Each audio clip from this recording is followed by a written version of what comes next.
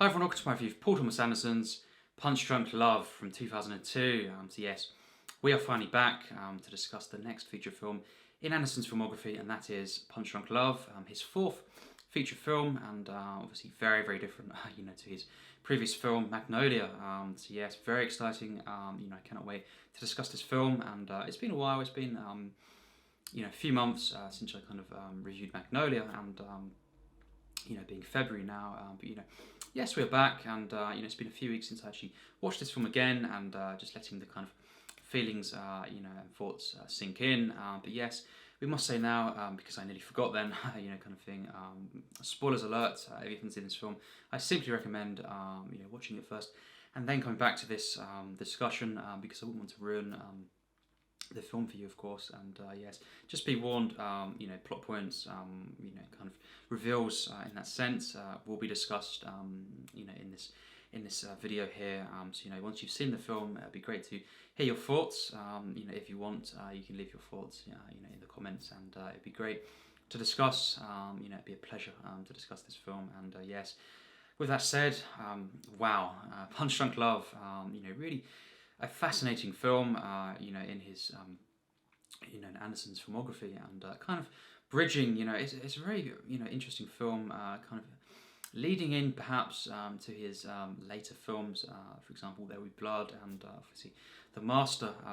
perhaps not really Inherent Vice. That's again a very different film actually, you could say, but it kind of feels like it's leaning into these films, and also feels very kind of familiar, I find, to his previous three feature films in some regards, especially you could say Hard Eight again. Obviously, this is not a very long film at all, and it's actually less than 90 minutes. If you kind of exclude the credits, fairly lengthy, kind of credits, and it's kind of around 86 minutes or so, without the actual credits itself. So really short film, and half the length, of Magnolia, in that sense, and very, very different, of course. Anderson, once again,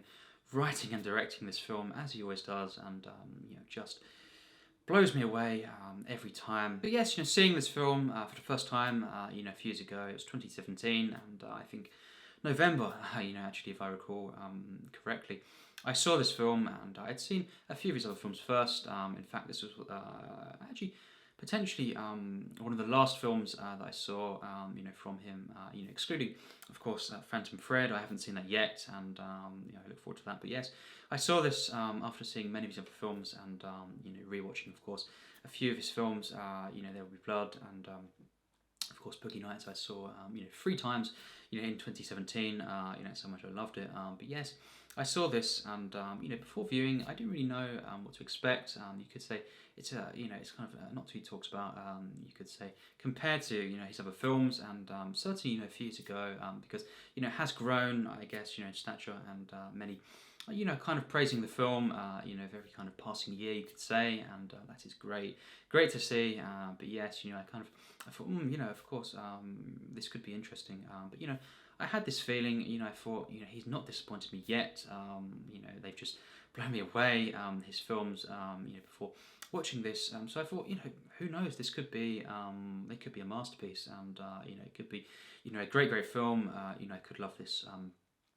Quite easily. Very interesting, of course. Being an Adam Sandler film. Now, of course, I am actually a very big fan. Of Adam Sandler. Excluding this film as well. I've seen actually recently as well. In the last kind of year or so, more of his films. Especially his early work. Kind of films like Billy Madison, and films like this. I've seen these films, and been quite a big fan of these, and just actually kind of recognizing more and more how much of a great actor he is, and not just in this film, but for me, this is by far his best film, and his absolute greatest performance. This is another level. What he's doing in this film, and when I saw this for the first time, I just I thought, wow, this certainly lived up, to the potential, and just once again, just like the previous films that I've discussed, from Anderson, of course, on this channel. One of my favourite films in the history of cinema. There we go, Punch Drunk Love. Very, very short film. Very. I didn't expect this to be the film that it was. Kind of thing. I had, as I say, I had the potential, kind of high hope of, thinking on, it could be a great, great film, but even then, it just exceeded my expectations, and, everyone in this film, obviously, again, we have Philip Seymour Hoffman, of course, and he is hilarious in this film, but a very, he plays perhaps the most nasty character that I've seen, him play, of course, and once again, Philip Seymour Hoffman, he was and is, a legend, and just one of my favourite actors, and he just excels in this film. Hilarious moments, but very disturbing, which we'll get to. Kind of plotline, the kind of he's involved in, of course, playing the character of Dean, and we'll get to that. We'll get to that, but yes, seeing, of course, Emily Watson, who is just great, and in this film. Just such a wonderful performance, just so honest, sincere, this performance, and that could be said for every single character, every single performance, in this film. Of course, as well, we have Louie Guzman, who is in, a few of the Anderson films, and always a great actor, to see, in his films, and he, of course, plays Lance, kind of someone who is, yes, working with our character of Barry Egan, and obviously, yes, our protagonist, this character of Barry Egan, what a fascinating character that Adam Sandler plays, and you could say an entrepreneur, or at least he kind of owns, this kind of, this company, very peculiar one, selling, of course, kind of novelty items, including, of course, toilet, kind of plunger, of course. We have a hilarious moment when he's demonstrating, this is kind of, a very durable product, and of course, smashing to bits, in front of the customer there. But just, fascinating kind of setup, and just we have this character Barry Egan, and this film here. In a nutshell, it portrays, loneliness, of course, isolation, anxiety and depression, all of these kind of, feelings, and how love and I think, kind of individualism, can kind of triumph, kind of overcome, these feelings, these very unfortunate feelings. I myself, I kind of, have for many, many years, kind of suffered from, anxiety and depression as well. But and it can be very, hard, debilitating. But this film here, in that sense, it kind of channels, these kind of feelings. When I saw this, I was just wowed. How kind of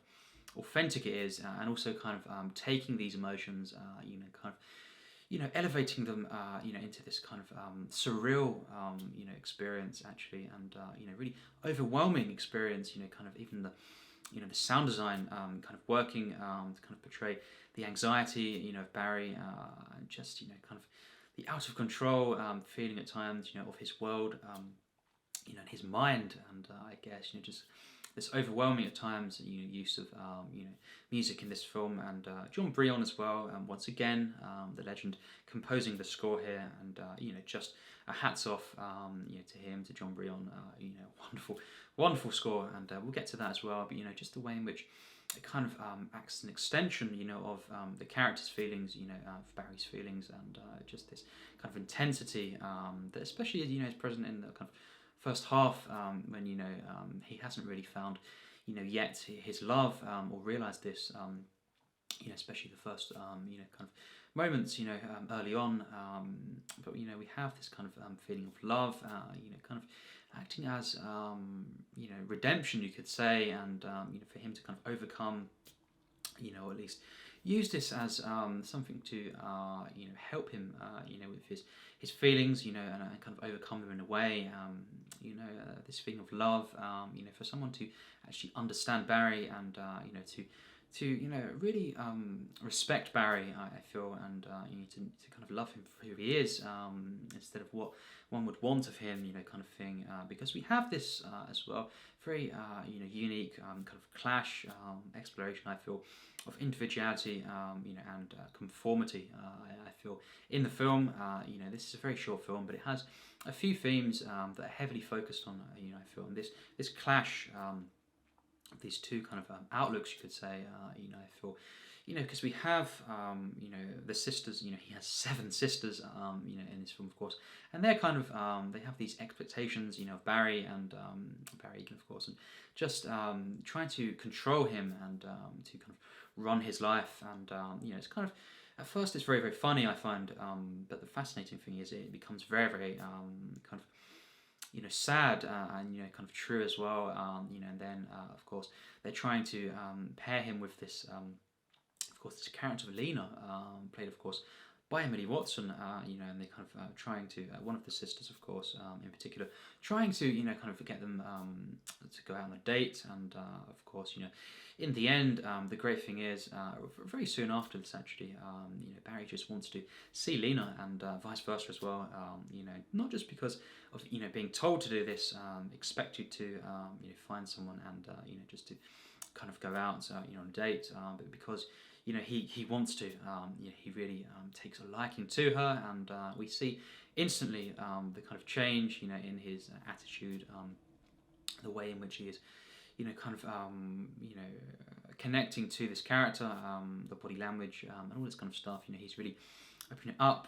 to Lena, and it's a very different kind of relationship to that they have between everyone else in the film, and it's this the feeling of just wanting to be with someone, not just because you're told to do this, just for the sake of it, to conform, but because he really has instant kind of feelings for her, and very clear as well that she has Lena has very strong feelings for Barry, and it's such an uplifting film, this whole narrative, but to sum it up, is that it's this kind of feeling of all these traumatic feelings, overwhelming, I feel, emotions, it can be very very, very debilitating, on one. That's indeed, that's for sure, and just how love can kind of overcome this, and make him this kind of stronger person, in that sense, standing up as well to different characters, and that's the kind of main array of themes working kind of in harmony and against each other, you could say, throughout this narrative, and by the end of this we have this purely uplifting, kind of empowering feeling, of them ending up together, and Barry kind of becoming this heroic character as well, and just kind of these two characters helping each other out, and it's just a wonderful film. But of course we open up, specifics now, we open up with these wonderful colours, first of all, but we have Barry kind of in the first act, kind of going about his business, but of course Anderson, just the writing in this film, once again, is just masterful, genius stuff, very, very different to all of his films prior to this, but again it feels kind of familiar, just I feel the confidence, even in the kind of awkward moments of dialogue, intentionally, of course, it just feels like you're watching a film made, written by, and directed by, a genius, a true master, and it didn't take a while for him to become a master. I feel, Hard Eight, is a stunning film, straight away, his first feature film, and he just went on and carried on making great films for me, and this film here, the writing is just stunning. It has this kind of naturalism once again, but like his previous films, especially Boogie Nights and Magnolia, kind of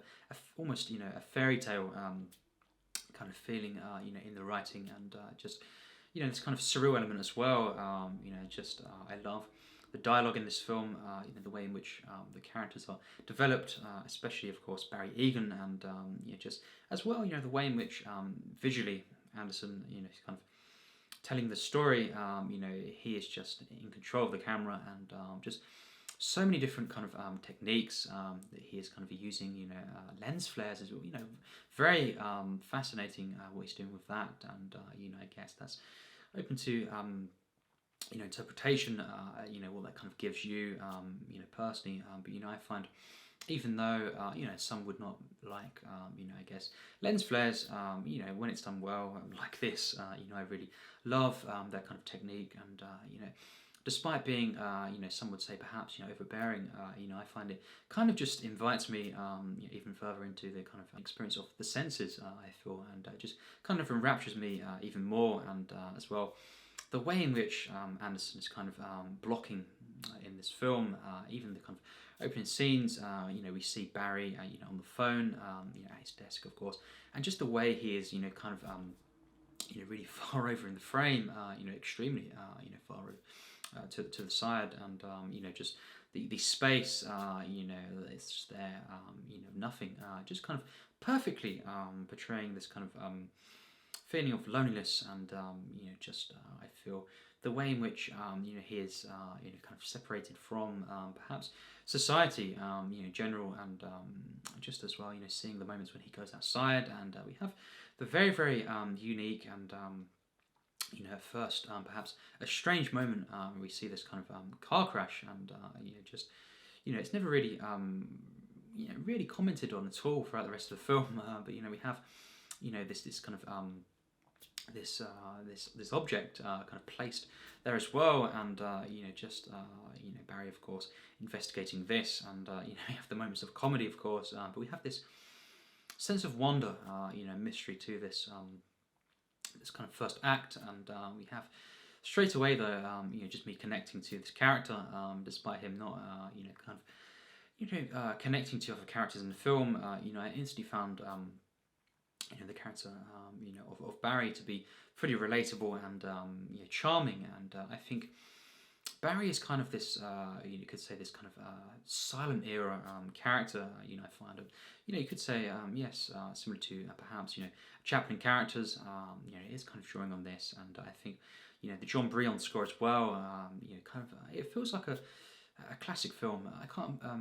perhaps give specific kind of film scores to compare it to, because it is very unique as well. But it feels like many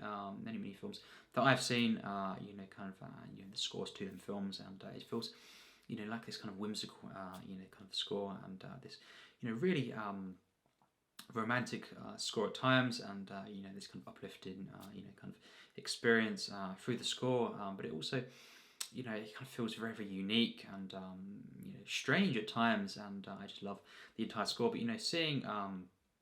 this character of Barry being very very unique indeed, but kind of feeling familiar as well, in all the right places, and this character who is just isolated, as we say, alienated, of course, from society, and just seeing him try to or trying to shut himself off from relationships at first. We have for example the birthday party scene very early on, and we have just the sisters and other characters as well, kind of again the expectations of these characters on Barry and or of Barry, and that kind of sparks an outburst, and he smashes the door there and the windows, and just the glass goes everywhere, and just it's a very shocking moment. The first time I saw it, I didn't see it coming, but kind of inevitable as well, because all this building up inside Barry, this anxiety, and this kind of feeling of he's trapped. That's the thing, from not just yes, just society, everyone else, it seems through what they're kind of placing on him, expectation, and trying to control him, and tell him to do this, do that, you must do this, and just he can't take it, of course, and this outburst is also met with hostility, and that's one of the things that can repeat this cycle as well, and the only reason why Barry kind of becomes this character who is above all this, kind of learning to control his emotions, is because of his love, and the character of Lena being the one who really, it seems like he calms, she calms him down, and just, he finds comfort, in this relationship, and he's able to channel this, and overcome these obstacles, in his life, and it's just so inspiring. But of course, first as well, we have many moments, of comedy, and just being a hilarious film, and in the final act, actually, we have potentially the funniest sequence in the film, of course, with Philip Seymour Hoffman, which we'll get to. But yes, this film, the first act is very different to the kind of middle portion of the film. This is when Barry really starts to feel the emotions, of course, for Lena, and we have as well the kind of escalation of this plot involving frequent flyers, these miles, of course, that Barry can accumulate through collecting different items, of course, in the shops, and of course Lance, Louie Guzman, of course, he goes with Barry to the supermarket at one point, and just to collect these items, and that's a really charming sequence. I really love Louie Guzman in this film. He's great, and doesn't have too much dialogue, perhaps, compared to other characters. I guess this film is mainly these three characters it focuses on. You could say of course Philip Seymour Hoffman, Barry, of course, being Adam Sandler's character, and of course Emily Watson, and other characters around these individuals, you could say, are all side characters, but still, I love Lance in this film, and I think just a really charming character, and seeing, of course, the moments though, in the supermarket, and of course Adam Sandler kind of dancing around, with joy, and just this kind of feeling that he has, found this, this kind of loophole, you could say, and he's using this, and just this kind of obsession with collecting these items, and amassing them in his kind of warehouse, you could say, and just as well the reaction from other characters around this kind of, you could say, bizarre occurrence of Barry collecting these, but it's just great to kind of learn more about Barry, and such a unique character, one of the most unique I've seen in cinema, and just the odd kind of things that he does, and just the way in which he kind of reacts to other characters kind of challenging him, or saying or inquiring about this. It's just fascinating and hilarious, of course. But yes, in the middle of the film we have as well one of my favourite sequences, the restaurant sequence, and of course Lena and Barry kind of going out to a restaurant, and we have the moment when Barry goes to the restroom, and just trashes the room there. It's just such a funny moment, but as well it's kind of this instantly afterwards, this kind of this sadness you feel for this character of Barry, and he again, it seems like he could not control himself, and this outburst was unfortunate, but it was really funny as well, to see this at first, and just to kind of see the reaction from that individual, of course, questioning Barry afterwards, and him to kind of deny that kind of thing, and then of course they have to leave the restaurant, but of course moments like this is just so the scenarios I feel that Anderson is kind of setting up, and using as a foil to just expose the characters, their emotions, and how they interact with people. Once again, this is just, it really is stunning to behold, and I just feel these characters, the connection I feel through this romance, perhaps it's not it's not in terms of runtime, it's not the entire film, that's for sure, that we get these two characters on screen, but I felt such a connection between these two characters, and it was enough to kind of solidify this as just a masterful romance, and one that I truly got behind, and moments when the characters are not kind of together for a lot of the film as well, just wanting them to kind of be together as well. But of course, one of the events that takes place very early on, of course, kind of manifests, I guess, and kind of escalates throughout the film, and something that kind of potentially gets in the way of their relationship, is this kind of phone sex line, kind of you could say, subplot. I wouldn't say that. You know, it's simply an event that really is, you know, becomes very, very central. I feel, you know, going throughout the film, and culminates, of course, with the actual face-off, you know, between two different characters, of course, which we'll get to. But yes, we have this kind of initial, you know, I feel, you know, occurrence of Barry phoning up this number. You know, very, very strange, of course. You know, just you know, not something that could be trusted. You could say straight away. This kind of how he finds this number. But yes, ringing it up, and of course, this kind of you know, stems from, though, not really getting any help. I guess, you know, from characters, him feeling you know, desperate. You could say, you know, and this loneliness that he feels. You know, he just simply, you know, is acting upon this, and you know, just it is through this loneliness. It's not, you know, kind of the obvious reasons that, you know, you would expect, you know, a character to do this, but he is lonely and desperate, and you know, just this feeling of being trapped. So he rings this number up, of course, and obviously, you know, as you would potentially expect, he is exploited, you know, through this, and of course, his credit card details, you know, are kind of you know, used, you know, to blackmail him, and of course the individual, you know, asks for a sum of money, you know, just out of nowhere, just because she needs it, and just, you know, just kind of using this, you know, Barry saying, you know, he can't, and of course them, you know, threatening him, you know, blackmailing him, and you know, that's the kind of end of it, you know, for that moment. He puts the phone down, but of course, as we know, you know, this only goes further, and you know, at one point we have, you know, after, of course, the wonderful segments, you know, in Hawaii, when, you know, Barry follows Lena, and you know, it's just beautiful moments there, really wonderful to see. But you know, when they return home, you know, at one point, you know, they have these four brothers, you know, that, you know, involved in this kind of you know, organization, you know, really dark stuff here. But of course, they kind of attack Barry, and Lena is kind of injured, you could say, and yeah, it's just you know, it's this occasion where Barry just, you know, has had enough, and you know, he goes out, you know, he beats these guys up, and you know, just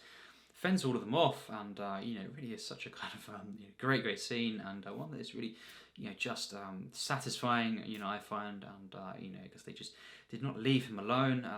throughout the film, and you know, just kind of a situation that, you know, for someone as a viewer, you know, you kind of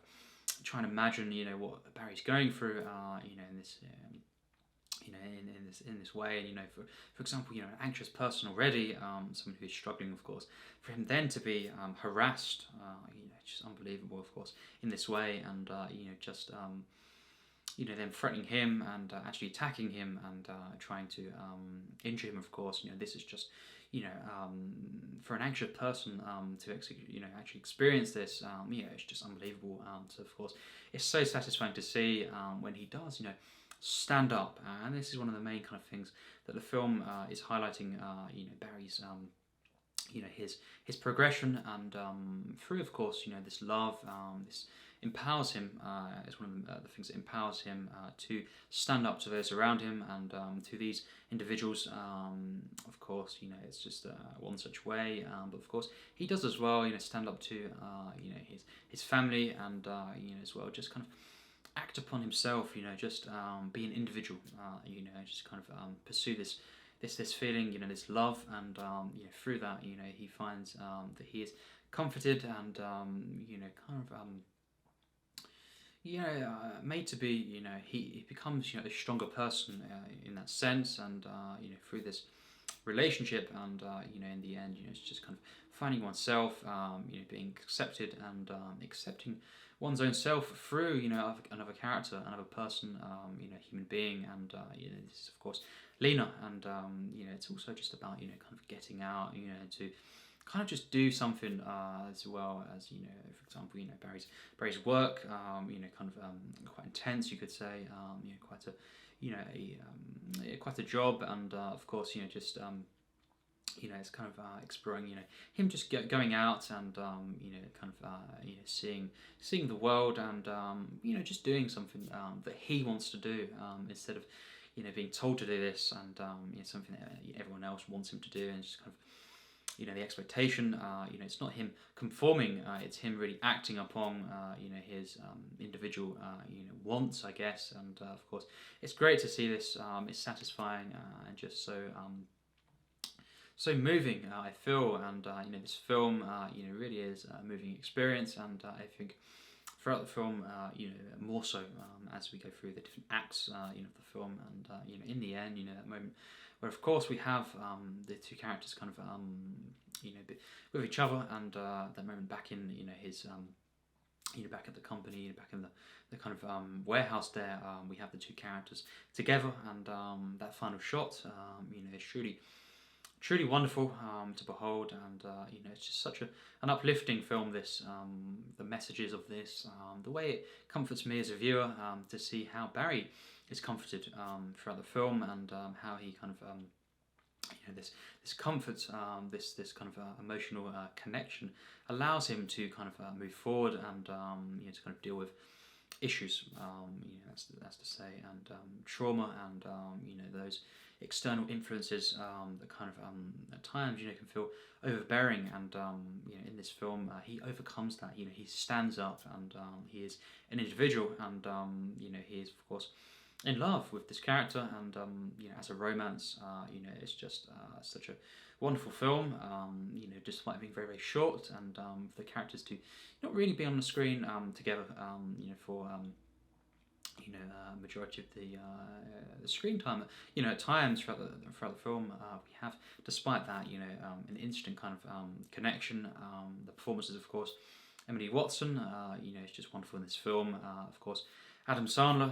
you know, it's just for me at his best here, and you know, you can tell, you know, these two guys, of course, Anderson and Son, really gave it their all, and you know, just kind of put, you know, they kind of imbued this film, you know, in an honesty and direct approach. I feel, also being, you know, fully kind of fantastical at times, surreal, and just kind of the use of colours in the film, you know, just something to behold, and in the end, you know, being a wonderful romance drama, you know, kind of comedy, and just a wonderful film that covers so much ground despite its short running time, and for me, you know, it's one of Anderson's, you know, many masterpieces. But you know, the final act of this film is just so stunning, and you know, of course, to see how this kind of phone sex line kind of plot culminates in this final act, it's just a treat in every way. And obviously we have these two moments where we have first of all the phone call sequence, you know, to Philip Seymour Hoffman, and just that kind of moment there. The dialogue, of course, is so great, but we have, you know, for me, one of the funniest kind of Philip Seymour Hoffman, you know, moments, you know, in cinema, and we have, of course, Barry, you know, just saying, you know, just confronting him, you know, on the phone, and we have this kind of exchange, of course, you know, Barry saying, "What's your name?" and all this, and you know, the kind of heated discussion here, you know, on the phone, and Philip Seymour, you know, Hoffman's reaction. You know, Dean, of course, the character, his reaction to this is just priceless. You know, he just, you know, at first we have this kind of moving the hand, you know, this kind of outburst that is kind of, he's trying to kind of contain his emotions as well, and of course, Barry is just kind of letting them all out, and it's just this fascinating, you know, just highly, you know, entertaining scene. Of course, Philip Seymour Hoffman's reactions, you know, him, you know, the swearing, and just the kind of, you know, the outburst, the repetition, you know, in this scene is key, and you know, it's just such a great, you know, scene. You know, the editing here, the way, you know, Anderson is choosing the kind of angles, and just the acting, the writing, and the sound design. Once again, all of these elements, you know, of cinema working, you know, at such a kind of masterful degree, and you know, just seeing how Anderson is kind of keeping it as well a simple, you know, kind of sequence here, and just focusing on these characters and their reactions to one another. You know, it's just so great, a legendary moment, and you just to see the reactions, of course, by Dean. You know, his kind of outbursts, you know, Barry, you know, it's just hilarious, of course, and the kind of moment when he kind of puts the phone down, you know, all this stuff, it's just hilarious, and leading, of course, soon after to the sequence when Barry, actually comes face to face, finally, with this character of Dean, the kind of villain of the film, being Dean, and goes to this store that he's at, mattress store, and of course, all the way, it goes all the way to Utah. Of course, Barry, so really kind of, really desperate to kind of, solve this, resolve this kind of event, and stop these characters. Trying to destroy, you could say, Barry's life, and of course, going though to the store, to this location, even, just seeing, of course, Barry entering the store here, it's just wow, the intensity of this. But of course, when he comes face to face, of course, Dean, Philip Seymour Hoffman's character, it's just another legendary moment, and we have, of course, Barry kind of really empowered at this point, and just kind of letting Dean know who's in charge, you could say, and this moment, of course, when Barry says he's got a love in his life, it's made him stronger in this way, and this dialogue here, of course, and just this kind of the way in which he just shows how how kind of strong he is, in this sense, and he doesn't want any more of this, and he hasn't alerted the police, he hasn't done this, and he hasn't kind of gone in and kind of attacked anyone like that. He's just gone there all this way, and just kind of to confront this character, and there is this kind of odd and at first, to me, surprising reaction, by Dean, in the case of, he just says, that's that. And, seeming like they will leave him alone, actually, at last. And, of course, we have this, I guess, this kind of recognition, you could say, although, it's very, very subtle and ambiguous, you could say, in the way that Dean, kind of, and Barry part ways here, because, there's so many different emotions here, very complex, and what is Dean in particular kind of feeling, what is going through his head. We don't really learn, particular things about this character. I guess, just seeing though, Barry then walking off. Of course, you think that's it, and then there's the kind of reaction once again, and the kind of Dean kind of saying something to Barry, and backwards, of course, and then. Again, that's that, and him, Philip Seymour walking off, it's just hilarious, one last time kind of making a dig at him, it seems like, before they part ways, and I guess, him realising, you could say, Dean realising he's not going to kind of press Barry any further with this whole kind of harassment case, but he wants to, get one final, kind of insult, or, kind of, to kind of shout at him one last time, and then of course once again realising that Barry is not to be trifled with, kind of thing, and then walking off, and that's the last we see of the legendary Philip Seymour in this film, and of course from then we have the kind of final moments when Barry, of course, and Lena, kind of this whole relationship comes to a close, and we have the harmonium as well, that of course appeared at first in a very, as I say, strange, and kind of, you could say bizarre sequence, and then leading, of course, kind of followed through this object, this key item, this harmonium, of course, centered, in the kind of final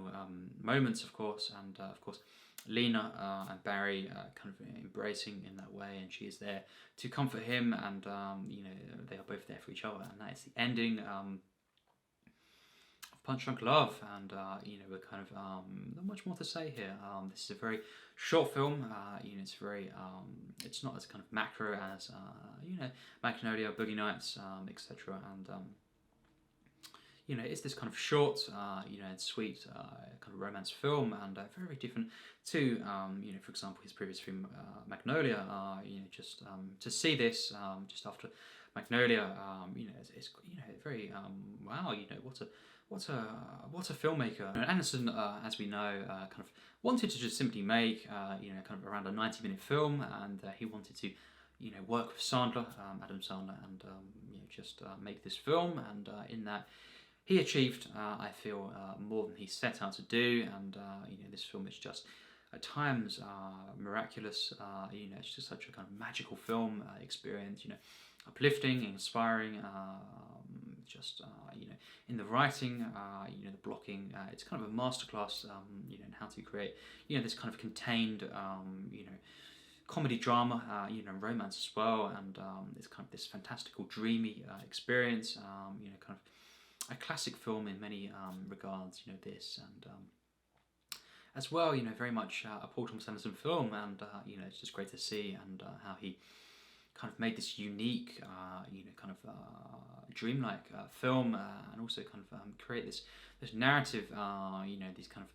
what some would regard as, you know, kind of lesser or random details, you know, kind of utilized in such a genius way. You know, the flyers, of course, frequent flyers. For the miles, of course, and that leads to, you know, when that's kind of wrapped up in the film, it leads to a sense of hope as well, knowing that, of course, Barry can essentially always be with Lena, and wherever she goes, of course, across the world, you know, he can potentially go with her, and through this kind of this loophole that he kind of you know, exploited in that sense, and you know, this kind of intuition, I guess, you know, of just thinking outside the box, or perhaps, you know, just seeing what is right in front of you, staring at you. You know, it's perhaps sometimes in life it's very obvious where we can go with things, and you know, perhaps many people do not notice this, but of course Barry did, and you know, it's this kind of fascinating character, you know, Barry Egan, and one, of course, at first, you know, it's very, you know, intense, you know, and just, you know, for me, it's very relatable to see this kind of anxiety, of course, you know, Barry, and for him to kind of overcome this, you know, though, it's just so, you know, so hopeful, this film, and it's so inspiring, and these very extreme circumstances, of course, you know, that he's put in, and things that escalate, of course, with, you know, this really nasty character, you know, Dean, and those involved, and essentially just kind of trying to, you know, exploit and destroy, you know, people's lives, and of course this, you know, anxious person who is, you know, unhinged. You know, it's just a shame that this kind of falls upon him, but of course through the extreme, and this kind of whole narrative, you know, it's kind of in the end we have this light at the end of the tunnel, and Barry, of course, Barry Egan, and Lena kind of ending up together, and we have the kind of glimpses, you know, of a glimpse of hope, and this kind of yes, this kind of comforting feeling. It's a very energetic film. This the editing, you know, the way this is shot, and it just, you know, the performances, of course, and the music as well that is used throughout the film. You know, the general sound design, all of this, you know, it's energetic. It's kind of flowing to such a degree, you know. But of course, you know, this is Paul Thomas Anderson. He made Boogie Nights, which is one of the kind of top 5 potentially most energetic films. So of course, you know, once again, you know, just with ease, it seems like he, you know, kind of, you know, made this film in this way. You know, this energy, this kind of kinetic feeling that I get. You know, of course, but also a patient film in many regards, and you know, so much going on around these, you know, this very small group of characters, and you know, just to see this kind of transformation, you know, Barry and Lena as well. It's kind of this connection. It really is beautiful, this film, and just in the way in which this film, you know, culminates, is so inspiring and uplifting. It's a film that means so much to me, and you know, so it really is such a wonderful film. You know, this is in my kind of top 150 at the moment. So yes, you know, I love it that much, and you know, just you know, very different, of course, to you know, his previous films. You know, of course, to make, you know, after Magnolia, just, you know, this very short film, modest effort, you know, you could say in many regards, you know, of you know, less than 90 minutes, you know, and this kind of I wouldn't say it's straightforward, but it is, you know, kind of this direct, simple film at times, this kind of romance comedy, of course drama, very different, as we know, to, you know, for example, Magnolia, and you know, his next film as well, There Will Be Blood, which we, of course, will discuss, you know, in the next few weeks, I guess, or month or so, and you know, I look forward to that. That's a very Very, very different film, but it, in this, in the way in which this film acts, I guess you could say it was leaning into this second phase, you could say, of Anderson's work, and the kind of the phase that is, There Will Be Blood, The Master, Inherent Vice, and I've not seen Phantom Thread, but these films. And the kind of, I could lump, for example, Hard Eight, Boogie Nights, Magnolia, and even this, together in this kind of, I guess, this phase, this first phase, very, very different. These kind of energetic films, more, you could say, more upbeat, and more kind of comedic, and very, very intense in a different way to his later efforts. And this film here, though, Punch Drunk Love, kind of sits in the middle. It's this kind of bridging between these two phases, so very unique. You could say it doesn't really belong, and I guess, of course, I'm not saying that every film, its filmography, of course, needs to be like this, or, similar to his other works, but, it's kind of a very fascinating kind of split. Of course, they are all kind of separate films, very, very different to one another. I guess, he is a chameleon, in that sense, and I think, variety, the range, of his films, staggering. But of course, this film here is very fascinating. It kind of, it kind of doesn't really belong in either group, although it kind of is, in many regards, both, and very, very unique, and just, short film, of course, but such an inspiring one, and one that really moves me so much, uplifts me, and just. It's such a kind of comforting film. Just the themes are explored, in this film, and how, we have this anxiety, depression,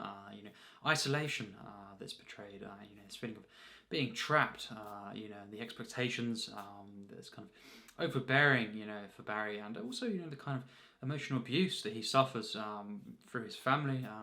for sure. At least I interpret it that way, and also other individuals as well, external influences on him, and how he is harassed throughout the film as well, and all of this going on in a chaotic way, perhaps, all captured, through the medium, in every regard, sound design, of course, and, the camera movements, the blocking, all this going on here to kind of portray this this character, and how, throughout the film, the progression of this being that he does find in the end a way to deal with this, and to overcome these feelings, and to find love and comfort in this. So of course, a very, very inspiring film, and despite its very short running time, it does cover a lot, and that's for sure. For me, this is, an absolute masterpiece, and is a flawless film in my opinion, and just one of my favourites. Of course, this is a very, very high, film very high on my favourites list, and yes, my final rating for Punch Drunk Love is extremely, extremely high, and it does get into my plus tiers, of course, and yes, for me, 100% plus. Tier 2, yes indeed. I'm very, fairly high on that kind of bracket, that tier, of course, not miles off, let's just say, from the tier 1 rating, although not quite there in terms of, not an instant kind of, oh yes, this is a tier 1, but, I think moments and aspects of this, are not far off, and I think, it does not kind of downplay this film at all. This is one of my favourites. I think this is just, a mind-blowing film, a true masterpiece, and one of my, kind of 150 favourites, and, the tier 1 and tier S, are really very rare. Do I kind of give, films this rating, or maybe I have reviewed a lot of my favourites, on the channel, but, I guess, there's not too much that, have you got to the tier 1 rating, and it doesn't kind of downplay Punch Drunk Love at all, because it's not far off actually, maybe 20 or 10, kind of slots off of this, kind of, yes, this bracket, this tier rating, but I can't let every single film, or even the tier 2s kind of be promoted to the tier 1s all the time, or, it would just be out of control, but I think Punch Drunk Love, it's just truly, a special film to me, and, it's one of Anderson's masterpieces in my opinion, and I think it's not, yes, it's not quite my favourite from him, but it's one of the best in my opinion, and I find this to be very underappreciated. It's a shame, it was a 25 million budget, and it didn't really regain that fully even. So yeah, it's a shame it didn't really do too well in that sense, but it is over time getting the recognition I feel that it deserves, and yeah, it's really. It's nice to see that people supporting this film, and just for me, whatever Anderson does, it's amazing, and this film, it's really quite mind blowing, and really it moves me so much. I really connect to this film on such a level, and it's not this massive, epic film, but it is a film that covers so much, and so precisely, yet also in a very natural way, and so sincerely, and that's what Anderson does. He does so much with every film that he does. He makes and brings to us, but he does it with such kind of sincerity, so honest and true, and such a level of human understanding. I feel, and just never kind of. You bring in a film that is kind of, insincere. He always makes films that are just true and honest, and just kind of a wonderful character study, saying something about humanity, and many other things as well. And next up, of course, is a film that I have right here. There Will Be Blood, and yes, on Blu-ray here, and wow, cannot wait to rewatch this film. It's been 2017, of course, and since I last watched this film, and obviously you can probably predict I do love this film.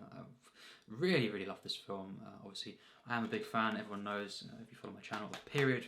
pieces, and just films like this. Obviously, Daniel Day-Lewis as well, and just kind of tease that. I do love this film that we're mentioning now, and I cannot wait to discuss it and hear your thoughts, on that film. And that'll be next, and that'll be, likely it will be within the next month. Now is, it's February now, so probably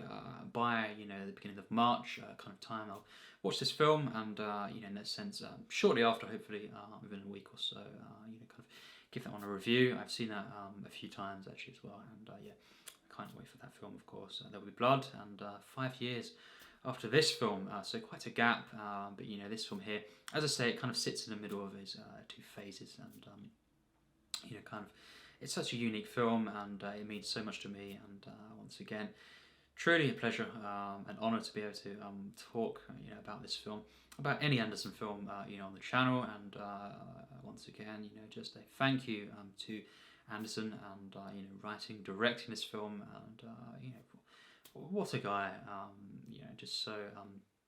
he understands humanity, and, just, such moving films here, and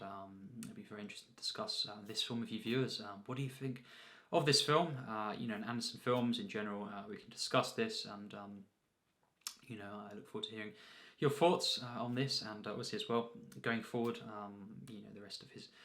filmography. Of course, we have 4 left currently. One that I've not seen before, still sealed, of course, and that is Phantom Thread, and really look forward to that. But yes, The Master as well, and Inherent Vice. I have much to say about them, and of course, those films will come. But for now, we discuss this film, Punch Drunk Love, and I look forward to that. Of course, this film, of course, Adam Sandler, a legend, and obviously as well, Emily Watson, she was wonderful in this film. Philip Seymour Hoffman, wow, once again, always wowing me, rewatching these films, and just, one of my favourite actors, and of course Louie Guzman as well, is great in this film, and really nice to see him, in any film that he's in, and just, what's a wonderful film, and we'll leave it there. One of my favourites, certainly, and it's just a film that it really is truly a meaningful film, and real work of genius in my opinion, and just it'd be great to hear your thoughts, what you have to say about this film, and as well, just general discussions,